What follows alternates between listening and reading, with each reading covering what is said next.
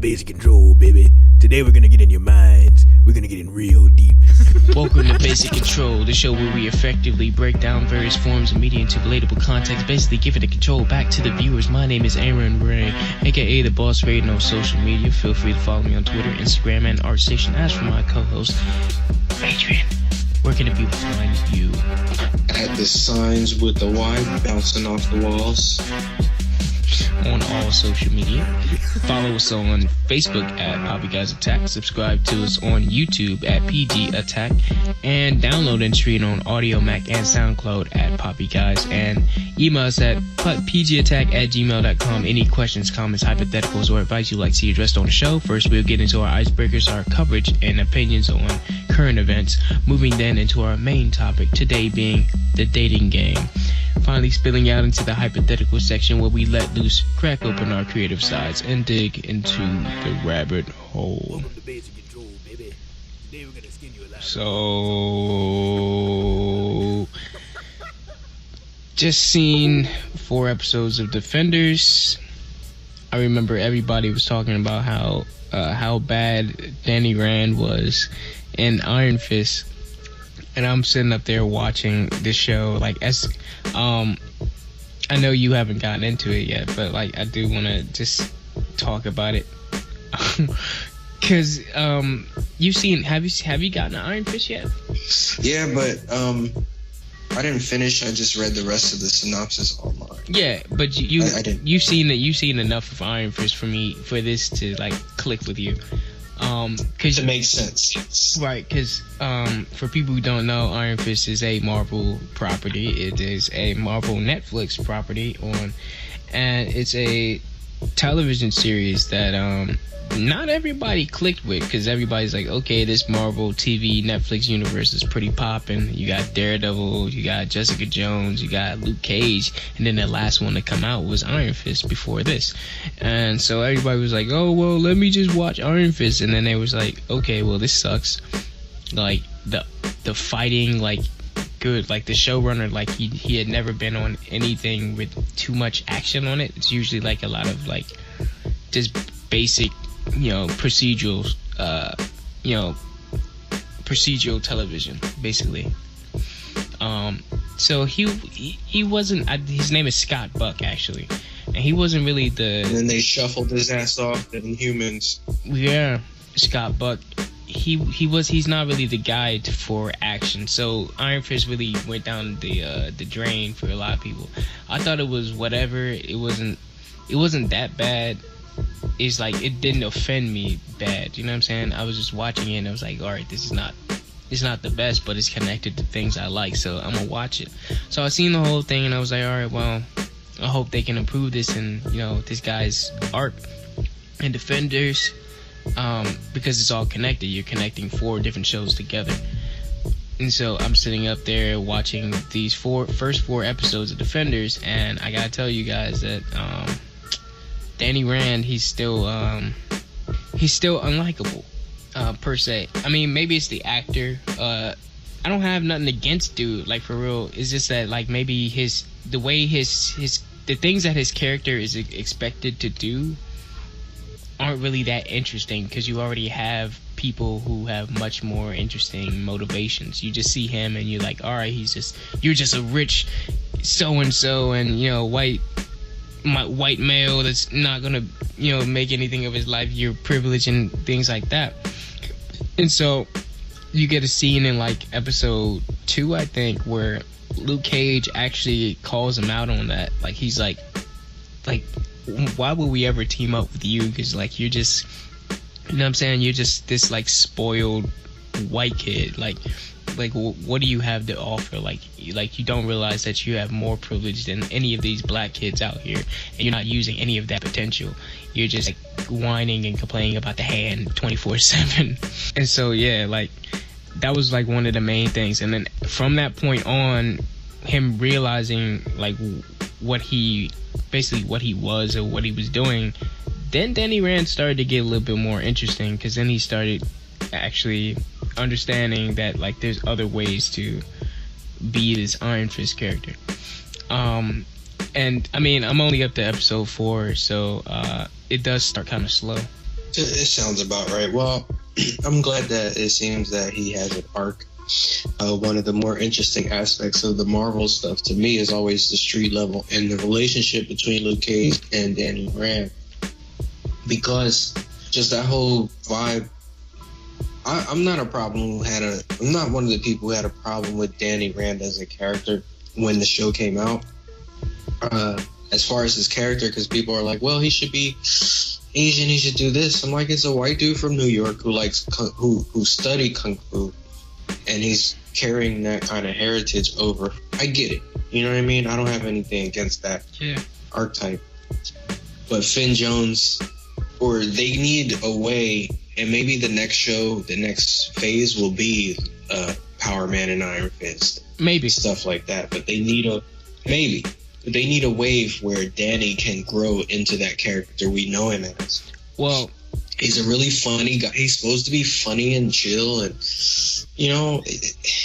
Danny's a likable character. I don't think Finn or the writing are connecting.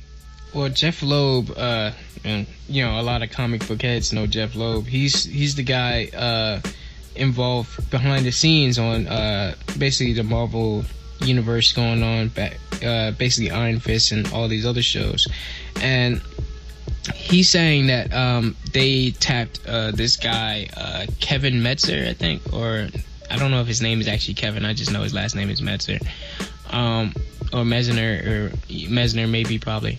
It starts with an M, guys. But he's this guy who's supposed to come in and replace Scott Buck, who, like you were saying, got pushed off into Inhumans, which is probably for the best because that's where he belongs. A crap showrunner on a crap show that nobody, not to burst your bubble, Marvel, but nobody's gonna pay to watch Inhumans in IMAX. It's like me going to see, I don't know, like Pretty Little Liars on the big screen and pay for that. No, never.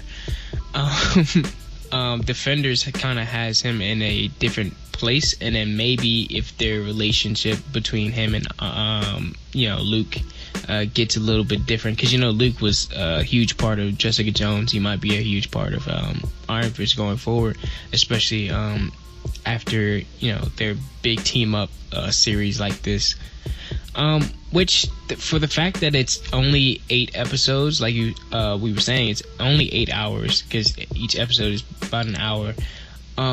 It's not that long, so it just feels like each episode sort of feels like a stretched out movie versus like a series, like a TV series, and they distinctly each character distinctly has their own tone from their individual shows. So they'll have their side characters, like you'll see Daredevil hanging out with like all of his supporting cast, and Luke Cage has his same supporting cast, and visually you'll see color wise, the color grading for each of their scenes are different. So Jessica Jones is always blue. You don't see any bright colors in the background. It's always like muted blacks and things like that in the background. So all the characters in her backgrounds aren't really wearing colorful clothing. And in Luke Cage and Harlem, it's always gold, and people wearing yellow. There's like at night, they have the orange street lights and things like that. So the set design for each one of them is very specific, except for maybe Iron Fist, which I thought they was gonna make it more distinct, but they didn't have anything to go on, so they just gave him this very generic look for his scenes that continues on from his own series. However, that gray opening, way back when they had that gray opening, right, for his TV show, I was saying, like, son, that it should be green or something. Like, his color is like green, or like green and gold, things like that. And you're like, okay, that's distinctly Iron Fist. That, because Daredevil, when you see his scenes, they're like dark hues, like real like saturated, like reds and things like that, very blood red, and like very dark blues and things like that. Everything is very saturated. It looks like very soaked and steep in like this noir, like it looks sticky and muddy. And so when you look at his scenes and they're just like, okay, well, the camera's on, it's like, all right, whatever. But like I was saying before, in the intro to this, they actually use the green. The opening for Defenders has each one of their colors, and they use the green very well in the opening. Like, the opening is like the best part of like the Iron Fist stuff. They have the gold fist, they have the green look for him, and I'm like, okay, well, what was so hard about just, I don't know, putting, you know, the green, like a green filter over like the intro from his own solo series? Yeah. So wait, they did bring the green color into this, yes, for the opening, and but when you see him on screen, when you see his scenes, there is no indication of style. There, he shares sort of, maybe not the bleak blue of maybe a Jessica Jones, but when you see him on screen, it's very it's like a slightly more greenish version of that. It's not a lot. It's not distinct. He doesn't have a distinct look, and because he's getting a new showrunner and things like that, I hope that you know, it gets better. Like I started to say, Jeff Loeb came out and he said they put Kevin Metzer on the job. I don't know if that's his name. I'm very sorry.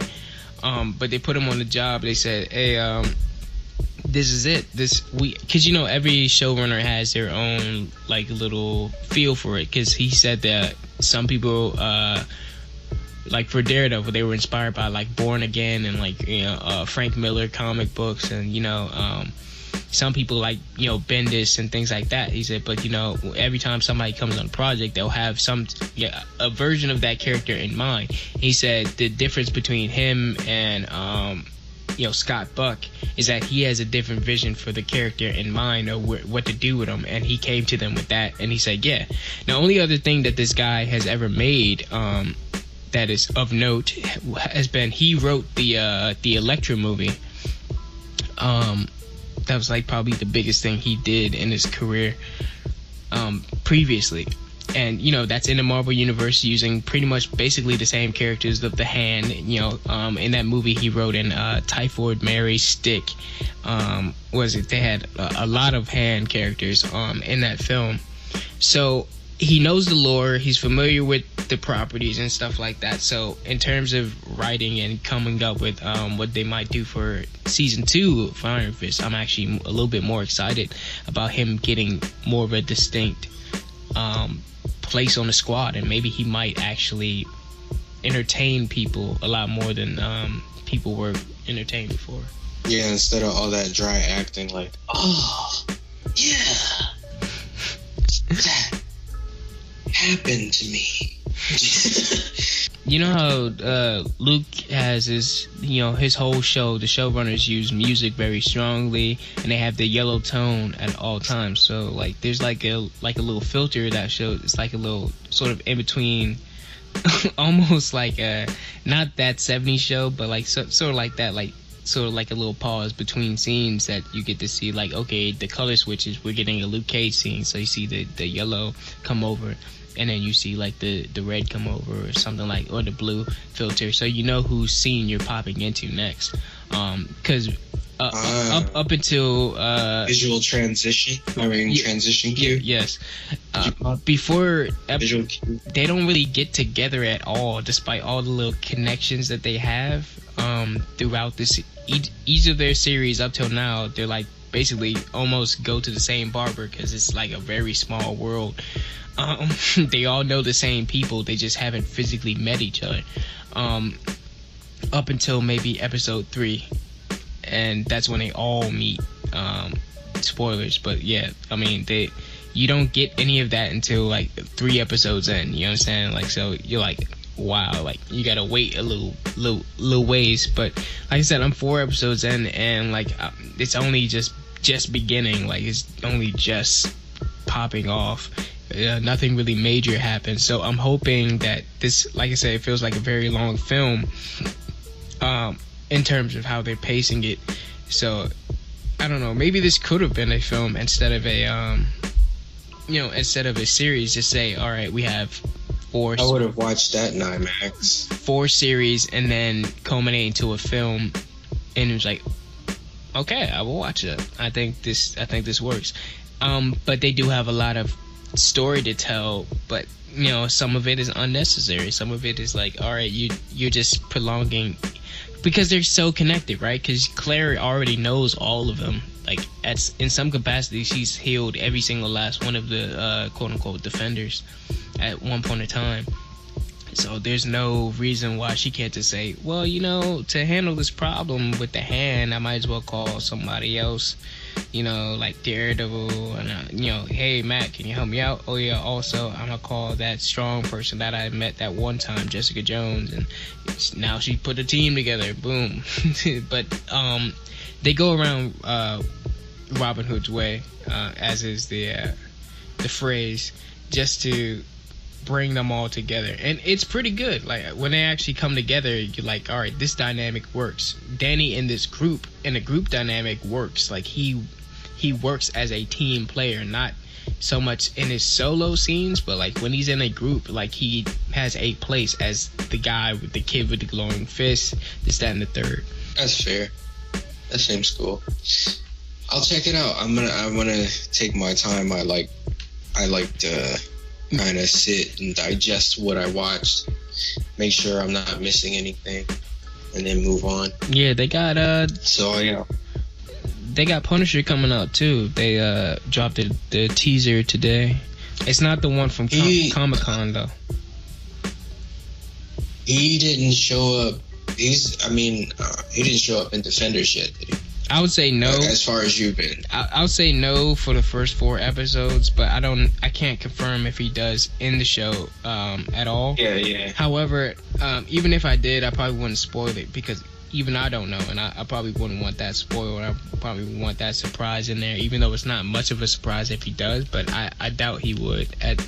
Because of how things are set up, they kind of don't need Frank. I think it would be cool if you saw. So you have your defenders. You got Jessica. You got Luke, and Iron Fist, and Daredevil. But if you lead up to like another show that's a lot more bloody and a lot more unforgiving, so you set up Blade, Ghost Rider, Moon Knight, and Punisher to team up to be like Marvel Knights or something like that. The Max series, right? Max, Marvel Max. Like, this is almost pushing Max, this Defenders ish, but they're still bordering the line, because I guess families or whatever. Well, there's still some lines they don't cross. I mean, people do get the work in there in multiple ways, and maybe violent ways, and also in sexual ways. You already know what. I was thinking of. You already know what Luke Cage. Luke Cage smashes every female on every show. Like, he's like checking a box. If you're a female on a Netflix show, Luke Cage is gonna hit that. Watch out, Karen Page. Dating outside your race. That's right. The dating game is far more complicated when you travel outside the constraints of your culture and race. Where it once was unthinkable when people were shocked about Captain Kirk kissing Uhura on Star Trek, and with many now disowned mulatto and Creole and various types of mixed races over decades. Now a lot of people would say it's very much welcome in today's world. You got big couples like Black Kanye and like Armenian Kim K. So it's a lot of interracial dating, and but some people might think, like, with a lot of the hate and racism still in the world, that type of dating can still be challenging. When you date outside your race, you can go for like love, but like, personally, you kind of have to consider their, my psychology. Why am I doing this? Why are they doing this? Like, is this for the right reasons? And address that fear, and address like the context of what the situation is. Like, are her parents racist? Do I, am I a culture vulture? Am I doing this for the wrong reasons? Are they doing it for the wrong reasons? And it's not as simple as just saying, yeah, I just love that person, because it's complex. You can't just, it's easy to do that, and it's also easy to get caught up later on when she's when you break up and when you're with her and she's like, oh yeah, I like black people, and then after that she's like, well, I'm never to date a black guy ever again. What does me having to be black do with us being together? You know what I'm saying? So you got to question the psychology while you're with them at that at that time. I'm listening. But how do you feel about that interracial dating? It's an iffy subject because, so like growing up, I've been able to live amongst so many different types of people, and what I've always noticed is, one, black girls weren't too keen to, I guess, I don't know, the way I was. Yeah. But everybody else was cool. All other girls were cool. I was like, okay, I'm gonna just go with whoever likes me. I'm not gonna even trip. Like, I'm not. I mean, I think for what are you gonna do? Males in general, I don't think we consider like, okay, this you're that. Well, I'm not gonna say that. I'm not gonna put that blanket out there in a general statement. But I just think, a lot of us don't consider that because we're just like, all right, I'm just happy that somebody else likes me, likes me at all. I'm gonna just see what's good with that, right? The person that I like. So like, we can be blind to the actual situation, but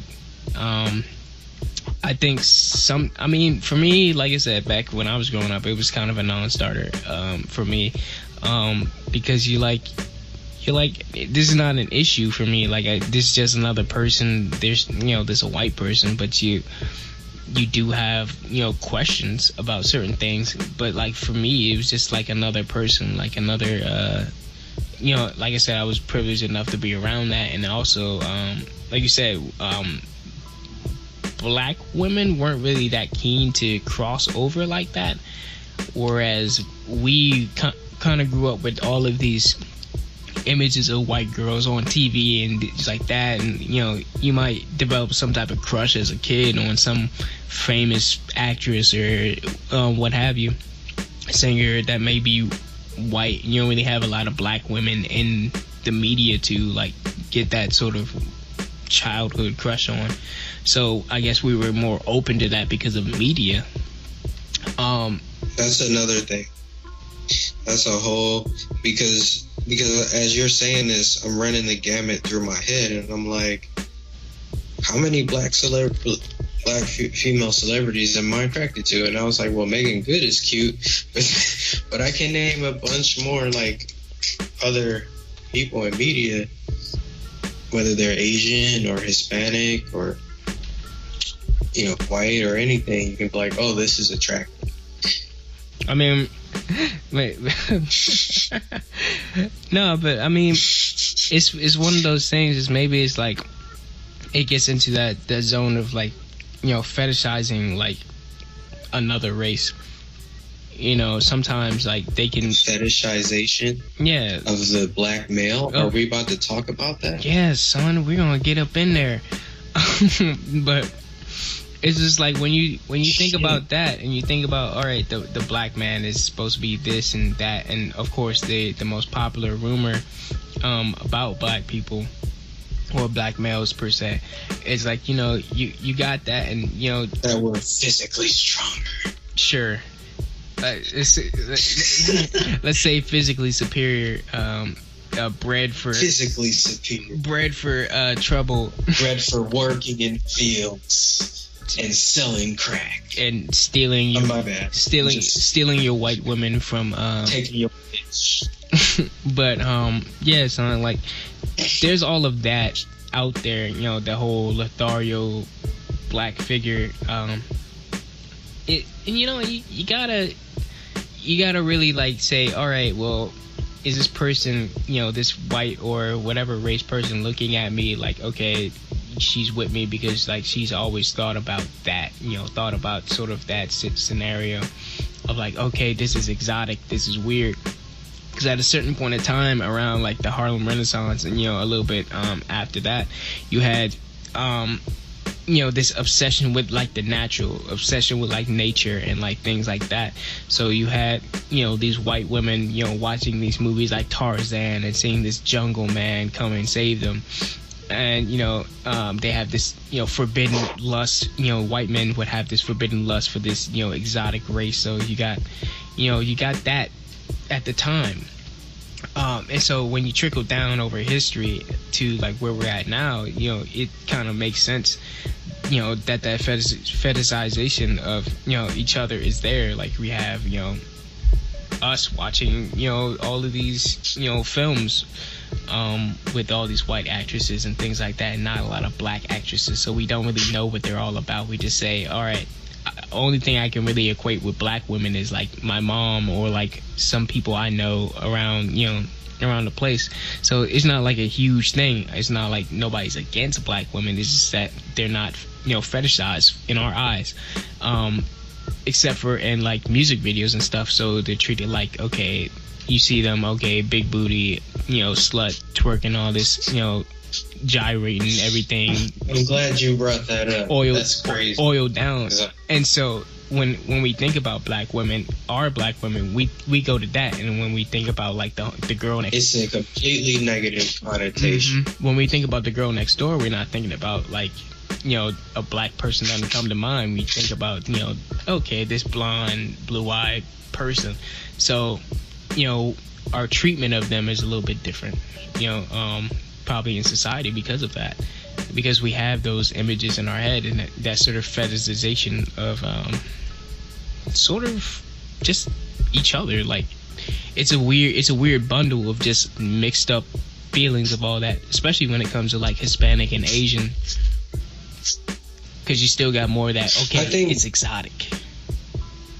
It's exotic, right? And the thing too is it's American culture. Like everywhere else in the world might be isolated, but in America, I mean, even in every major city, if you're in Virginia Beach, if you're at Philadelphia, if you're in New York, you're in Texas, you're gonna see somebody of another race. And like if you don't see, especially if you're not used to seeing these types of people, you're like, oh wow, this is different. It's exotic.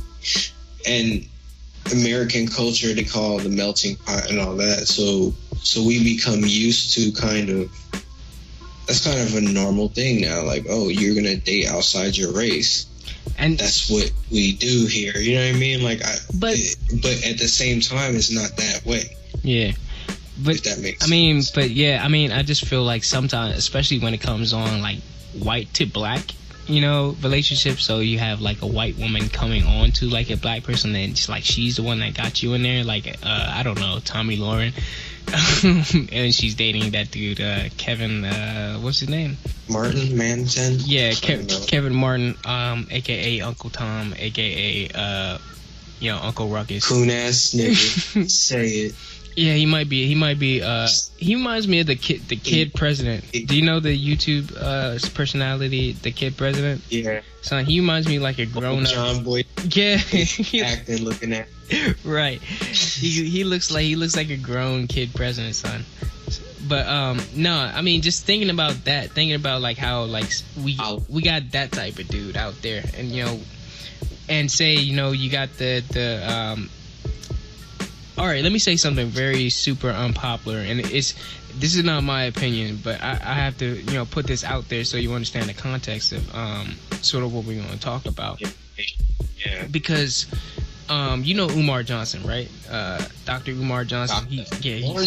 He's a strong Pan-African voice out there, and he's I don't always agree with the stuff that he says, because like the dude, he's a radical, he's an extremist. He's the type of dude that like kind of considers white people to never be able to be your friend or things such as that.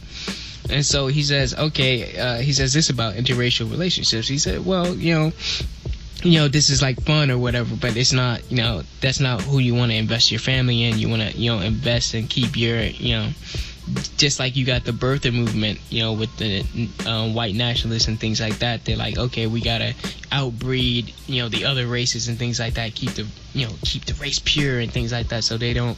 Umar Johnson is, you know, in retrospect, you know, he does the same thing. You know, he sort of has that same, all right, keep the black, blue, black, purple. They just keep everybody black with black, and what he says the only white women we get is the white women the white people themselves don't want. And so I'm like,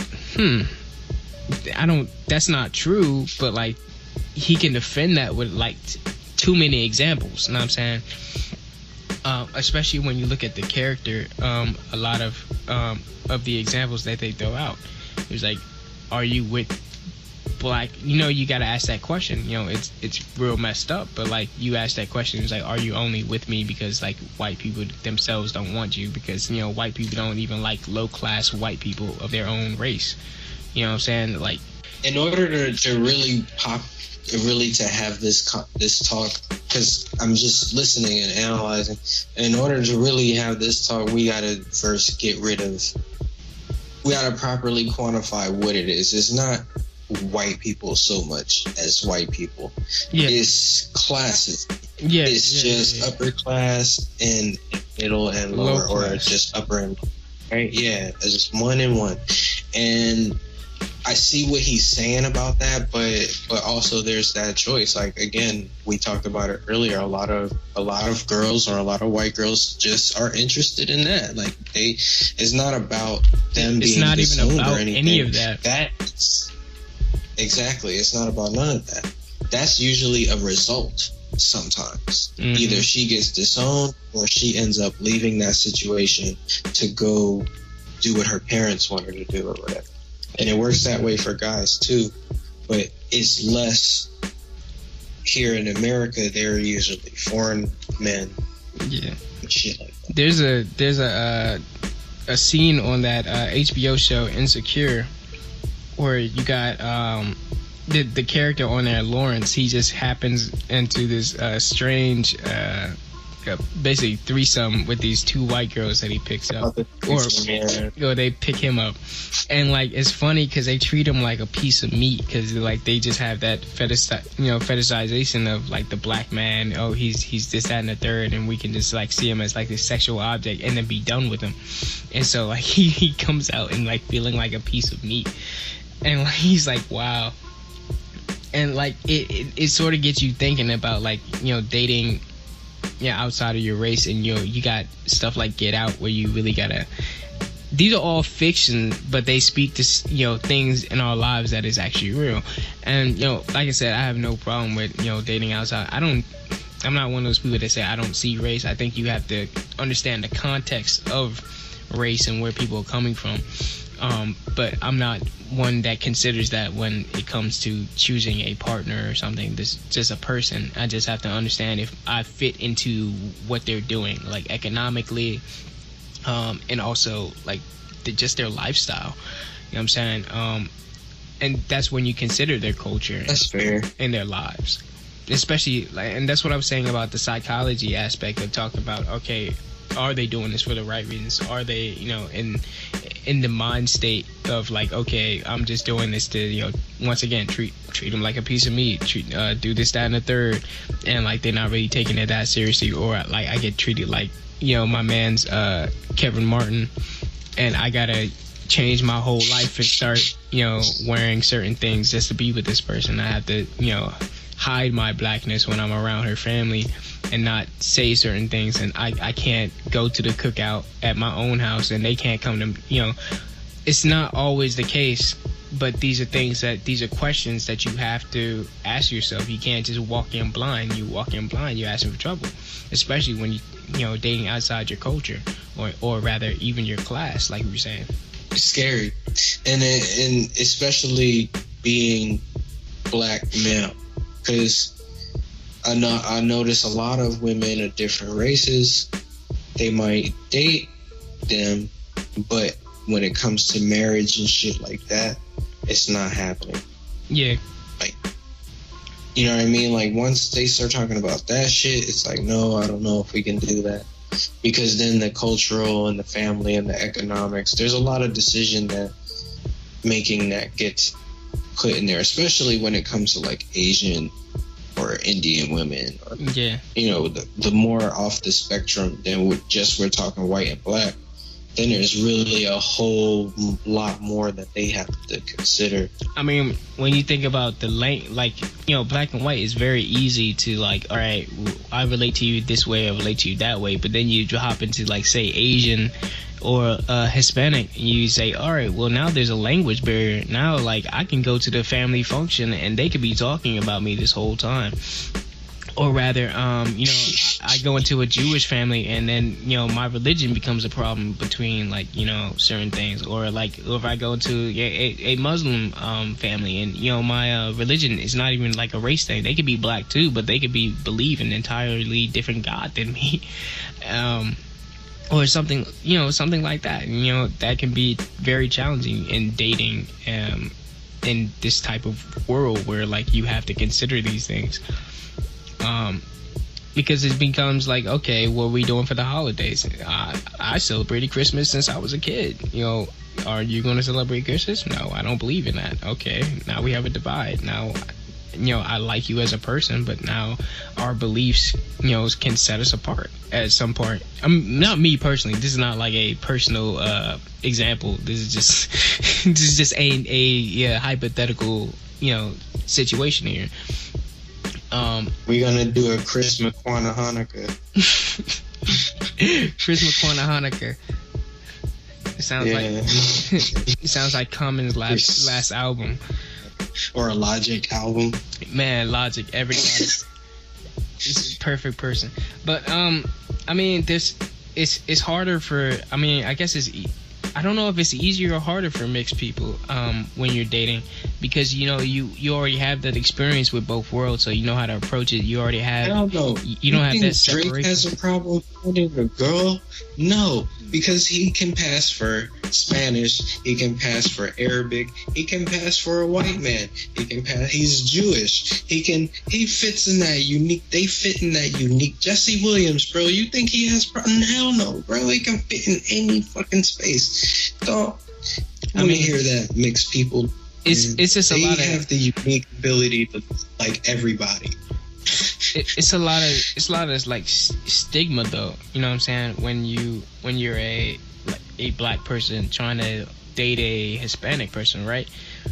You go into. I know for firsthand experience. The third time I had dinner in middle school, bro, I had dinner over this white girl. I had dinner over their house. And her dad looked me in my eyes and said, "It's the third time you had dinner with us, huh? Third time's a charm." Okay, what? Third time's.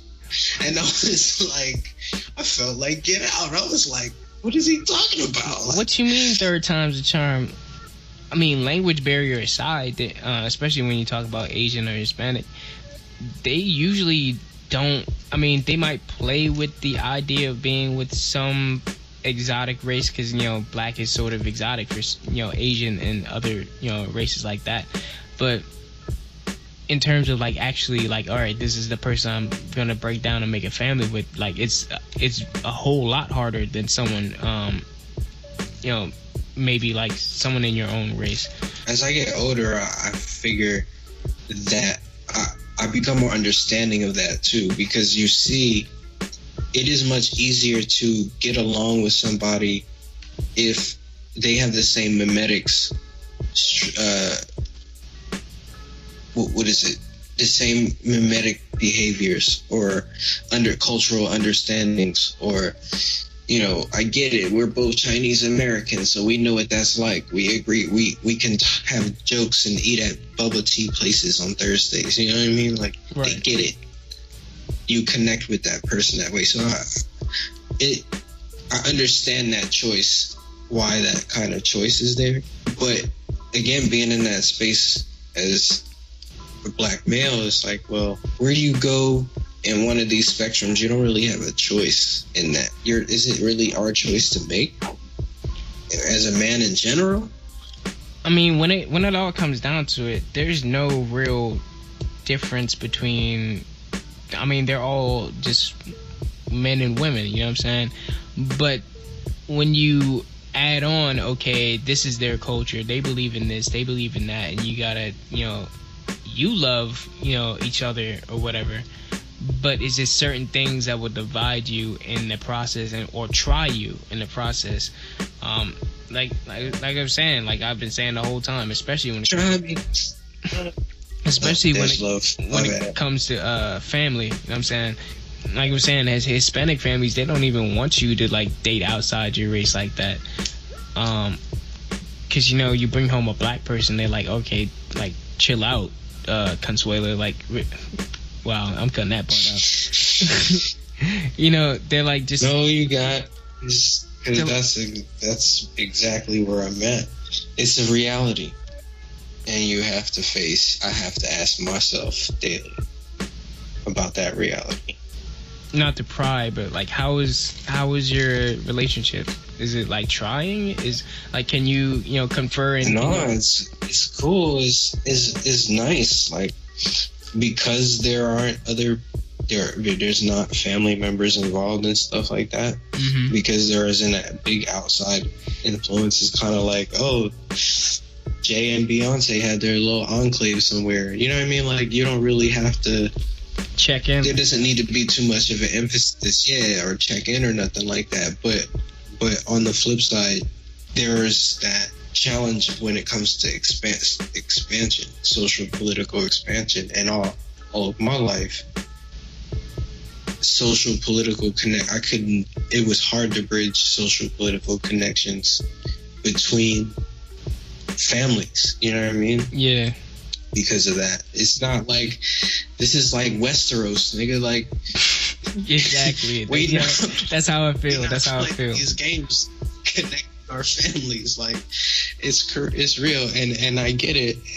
I understand why those kind of royalty and bloodlines and those biases exist. It's trying on that level, but that's only for me, I think. A lot of it's weird how we start this talking about on the interracial level, but like dating your own race can be challenging as well. I mean, when you talk about trying to date black women, or even if you're in a situation, not even talking race, like gay people, right? Okay, here he comes. Like, get your comments section ready, but if you your Twitter fingers get your Twitter fingers ready. Like, when you have like a gay friend or something, right? Say like this person is like, all right, he's cool. He's like, this is my friend he just happens to be gay. And you run into another gay person. You're like, okay, well, here it is. Like, I'll see if does this person appeal to you, gay person, because you're also gay, And he's like, no, like, chill out. But it's like the same thing when you're black. You hang out with a bunch of white people, and they're like, well, you think she's great because she's white, or whatever, and then vice versa to white person in the black group. He's like, don't you want to whatever? Like, I have a friend, he's like a white person, a white friend, and like he like really likes black women, like really like strongly. Like, he doesn't I was gonna say, I thought you were still talking about the gay boy. Like, okay, go ahead. Nah. No, he likes black women very strongly. He's not really attracted to white women, like, because I don't know, like, it's weird. Like, maybe is that like a cultural thing? Is it like a psychological thing? But like, it's just like, all right, like, I get it. It could be the same situation like I was saying with the gay person, trying to push that on them. And I think like any type of relationship should fall into it naturally. But at the same time, you do have that like psychological levels. Like, are you just being contrary? So would you, per se, if you had to make that choice, if this was the choice and you had a line of prospects on the table, and you're like, what, I'm ready to settle down, and you had to pick, what do you think your choice would you go with somebody closer to you in that social the thing is, I can't cultural zone, or like I said, this is like sort of the cap on what we're talking about, sort of my final thoughts on this, because what you can really say is like I'm a very open-minded person. I think you're a very open-minded person. Like in terms of race, we let a lot of this stuff go. Like we let it go. You know what I'm saying? Like in terms of like, you know, future challenges, that's not really, I consider it, and I become aware of these things, especially if I'm doing it and I'm aware, like, okay, I'm black and she's clearly Asian or something. Like I have to understand what she's dealing with as a Asian person, and then is she straight psychologically? Is she straight, physically? Is everything going on here like on the up and up? Like, is it not, some type of setup? And so, right, can we build on this? Right. And when you look at, my quote unquote hypothetical table of prospects, I'm not about this, look at, okay, well, I'm going to go with the black one because he's black and I have to, keep the black alive. Like maybe Dr. Umar might suggest. I'm gonna go with whoever is best for me in my situation, like who can I relate with. And most of the time that probably would be somebody black, because they have a lot more in common with me in terms of socio political place in society. I gotta go with whoever I can, who fits within that, a bracket of what I can deal with as a person. And maybe that might not always fall into my own race. That might be somebody who who I'm dating, or who's on that prospect table, who can treat me in a certain way that I need in a person, who can like support me in a way that I might need. And that's not, like I said, it's not always going to be like, okay, in general, as a rule, I only date black. That's silly. You gotta be open to those experiences out there. I get it. I totally get the other side though. It's not that such Pan-Africanist thing, but like I get it. There's a it makes sense. I mean, I asked somebody the other day, do you think that the eventual breeding out of the dark-skinned person in America is a thing? And this person got down and like was explaining all this stuff.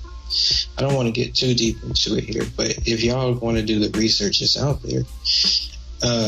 So I get that, but is it true? You can kind of see the contrary. I mean, I don't think you can completely eliminate a genetic skin color. I just think that's impossible.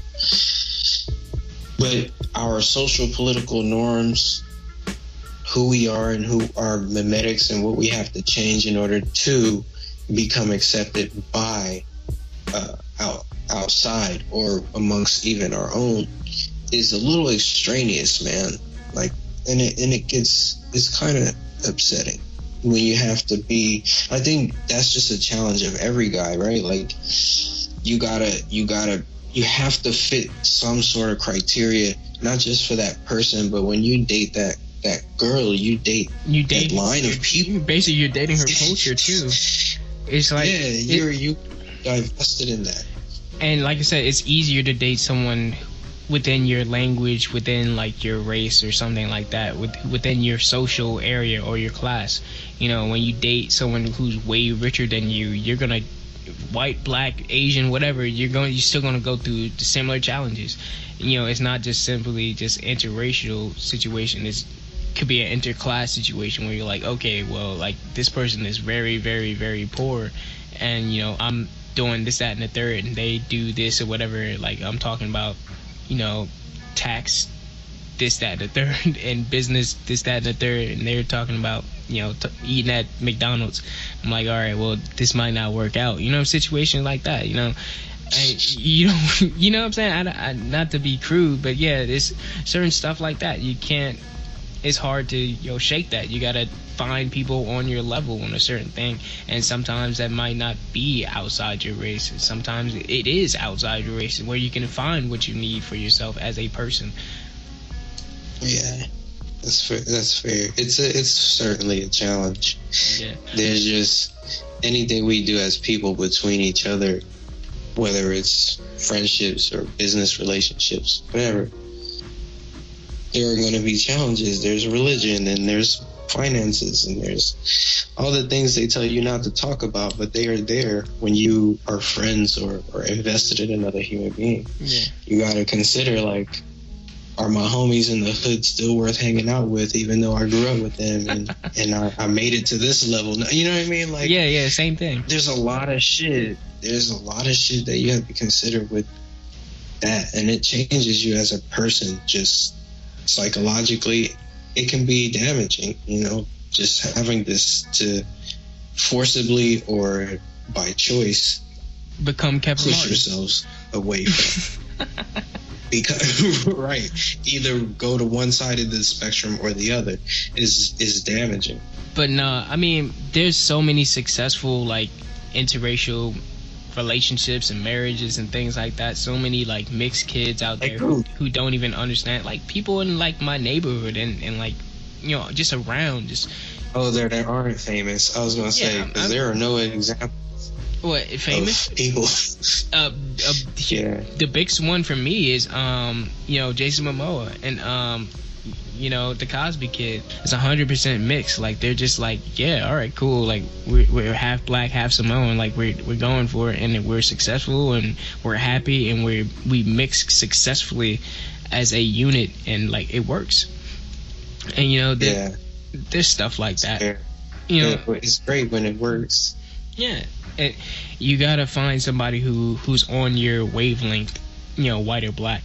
But quick hypothetical, just to, you know, sort of close out the show. Should people date outside their race? And if you had to convince someone who doesn't believe they should, how would you? And sort of like when you think about someone who is like, because I heard this much more than once. There's been this white guy I used to know. He doesn't date dark skinned black. Like he'll date anybody, but he won't date like dark skinned black women. He's like, okay, well, like I just don't like how they look. And I'm like, oh, all right, like, I can't tell you that. You know what I'm saying? I can't tell you to do it. You know what I'm saying? Because you don't. That's not what attracts you. And I can't just arbitrarily say, well, they're beautiful anyway, because well, it's arbitrary. It's like that's without the point. They could be beautiful, but you're just not attracted to that outside your race, that type of person. And you know, to convince them, I would probably show them the beauty of these people and like talk about, you know, the benefits of having food that is seasoned and certain things like that. Exactly. Look, and you hit the nail on the head. Seasonings, man. Turmeric. Anywhere you go, man. Any woman, anywhere you go, anywhere, is going to be different spices. I'm talking about food. Like in the Middle East, you're going to get your turmerics, and you're going to get your this stuff over here, and then in Asia, you're going to get your, you know, daikon, onions, and green, you know, and over here, you're going to get everywhere. You're going to get something different, and then putting that is embedded in the culture. You know, that alchemy is embedded in everything that a person does. I think I would take that person forcibly to another country and leave them there with a family, with a random family. Yeah. And let them stay there for a month, and now it'll change their whole entire. When you go other places and you see other shit, it's only when people are isolated and they stay in their isolation. That's when they feel like that. It's when they feel like that, because there's nothing triggering outside. It's like, all right, you're here. You are. You're plopped down in India now, and all you can eat for the next 60 to 90 days is Indian cuisine and chill with Indian people. Yeah. Eventually, you're gonna be like, damn, this is awesome. Like, I get it. Or you might hate it. Yeah, you might have a very miserable time out there and kill yourself. But the sort of, I think the family. That's why I said a family, because like they'll embrace and feed the motherfucker, make him wash brush his hair. You know? Yeah. But this sort of gets me into. You ever heard of the fat friend theory? The fat friend theory? No, what's that? Yeah, it's very crude, but kind of like you probably heard it before, but you probably didn't know it had a name. But basically, this sort of alludes to the fact that, like, all right, say you have a friend who's overweight, she's fat or whatever, like, but it's a female, she's cool or whatever, she's like your friend, she's so cool, and you spend enough time with her, she starts to look what? Sexy to you. Like, you isolate yourself with her a lot, no matter how you feel, the more you get to know her, the more you feel about her.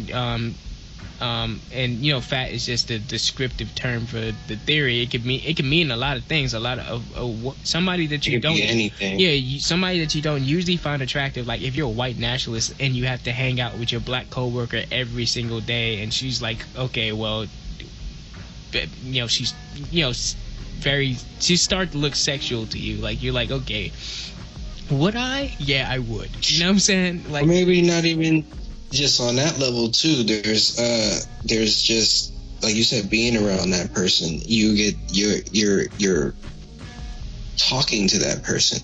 A girl might have brought one day, asked them, hey, how you doing? You shaved your head today, you got Confederate pants, flags, you know what I mean? But making conversation with and they have to hang together at the water cooler every day for the next 60, 30 to 60 days. Yeah. And eventually it's like, man, Tanya's awesome. She brought me fucking sweet fingers from here, and fucking, she brought me mumbo sauce, fucking shea butter. Yeah, like it happens. You're right. It happens. People, it's only when you're cooped up in that defense zone. Yeah, you trying to protect this unrealistic ideology of like the color of your skin, like it's arbitrary. But I think for me, it's not so much the color of the skin; it's more the culture. It's like, all right, skin color. That's not non-issue for me. Is when you get into culture and you start talking about their psychology of how people would set up in certain relationships or sort of expectations that we have, especially when it comes to black women and certain finance situations and other things like that. You got to consider, like, all right, like what's best for me as a person. Socioeconomics. And that was Basic Control, the show where we effectively break down various forms of media into relatable context, basically giving the control back to the viewers. My name is Aaron Ray. I get the Boss Rating on social media. Feel free to follow me on Twitter, Instagram, and ArtStation. After for my co-host, Adrian, where can the people find you? In Guatemala. Oh, sorry. At the signs bouncing off the walls. Follow us on Facebook at PoppyGuysAttack. Subscribe to us on YouTube at PGAttack, or email us at pgattack@gmail.com. Any questions, comments, hypotheticals, or advice you'd like to see addressed on the show. If you are in a interracial relationship, send us your story.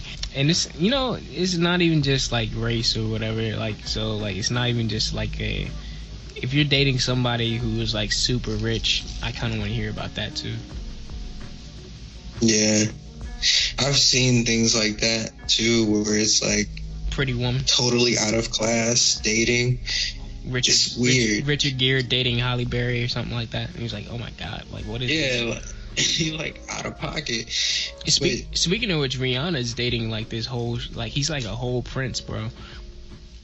Billionaire, that dude. Yeah. The I don't know, he's like Italian or Middle Eastern or something. Yeah. That's dope. I mean, that's like a whole, but that's what I mean. You're dating somebody on your level. She sees herself on like that level, so he's like, all right, cool. That's something that women can do, though. I don't think it's easy for a man to just date a princess. Like, he has to be balling out of control, some kind of like magnate or some shit. You know what I mean? I don't think some random dude's just gonna right out of fucking control. He don't even gotta be a dignitary or nothing. He can just be some kind of heir, but he's gotta be on